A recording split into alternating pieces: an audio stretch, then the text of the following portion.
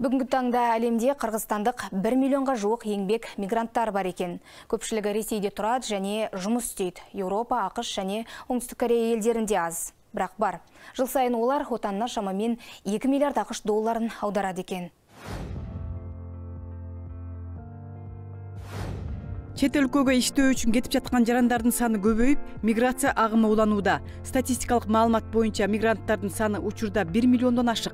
Анын ичинен басымдуу көпчүлүгү Россияда 850 миң, ал эми Британияда 5800, Германияда 9 миң, Араб өлкөлөрүндө 5,5 миңдей, Италия жана Канадада 6 миңге жакын, Түштүк Кореяда 9 миңдей мигрант бар. Мисалы Южный Кореяга көбүнчө жанагы өндүрүштүк тармакта иштешет, завод фабрикаларда иштешет да.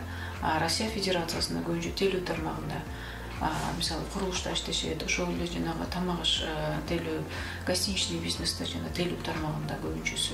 Буга чейин эле өз алдынча Орусиядагы тааныш туугандары аркылуу кеткендер көп. Кийинчерээк миграция министрлигинин Улуу Британия, Түштүк Корея, Германия, Япония жана башка өлкөлөр менен атайын эмгек келишимдеринин негизинде курулуш, айыл чарба жана сезондук жумуштарга кетип жатышат. Улуу Британия менен биз өткөн жылы баштадык. Бул сезондук жумуш 6 айдан ашпайт. Ошол 6 айдын ичинде айыл чарба иштеринде убактылуу иштеп анан бул жакка келишет да. Бирок ал жактын баягы айлык акысы бир топ жогору. Мисалы Россия Федерациясына салыштырмалуу же башка мисалы Турцияда, Казакстанда иштегенден көрүп, тил жакта бир канча жогору экен. Ошон үчүн биздин мигранттар ошол жакка андай барганын көбүрөөк аракет кылып атат да. Азыркы учурда да ошол тандоо жүрүп атат бизде. Бул жактагы эмгек акыларга салыштырмалуу мигранттар көбүрөөк маяна алууга чет жактарга кетип жаткандыктан татыктуу жумуш табышы зарыл. Андыктан алардын деңгээлин көтөрүү керек дейт талдоочулар. Кара жумуштарда эмес, өз кесиби менен иштөө үчүн ар бир аймактарда кесиптик окуу жайлар ачылып, чет өлкөгө барууга атайын даярдык зарыл экендигин белгилешет. Эң башкысы ошол элдин тилин билүүсү абдан маанилүү. Bir 10 жылдын ичинде карата, ошо стратегияга карата биз мигранттарды жана кесиптүү билим бериш керекпиз. Экинчиден билим берүү системабызды шартын ошо сапатын жоготуш керекпиз. Ошо билим берүүгө окутуш керекпиз. Жана албетте орус тил эмес, англис тил же болбосо ошо тил кайсы мамлекетке барам десе, ошо тилди үйрөтүш керекпиз. Мигранттардын өлкөгө которуп жаткан акча каражаты боюнча Улуттук банк маалымат берди. Ага ылайык которуулардын дүң агымы 2,9 миллиард акш долларын түзүп, 2 эсеге өскөн. Негизги бөлүгү 94% Россия Федерациясынан келип түшкөн. Көрсөтүлгөн мезгилде Кыргыз Республикасынан акча которуулардын дүң агылып чыгуусу 2021 жылдын тийиштүү мезгилине салыштырмалуу 1,2 миллиард акш долларын түзүп, 2,1 эсеге көбөйгөн. Мисалы КМШ өлкөлөрүнүн ичинен акча которуулары негизинен Россия Федерациясына, ал эми алыскы чет өлкөлөрдөн Туркияга жөнөтүлгөн.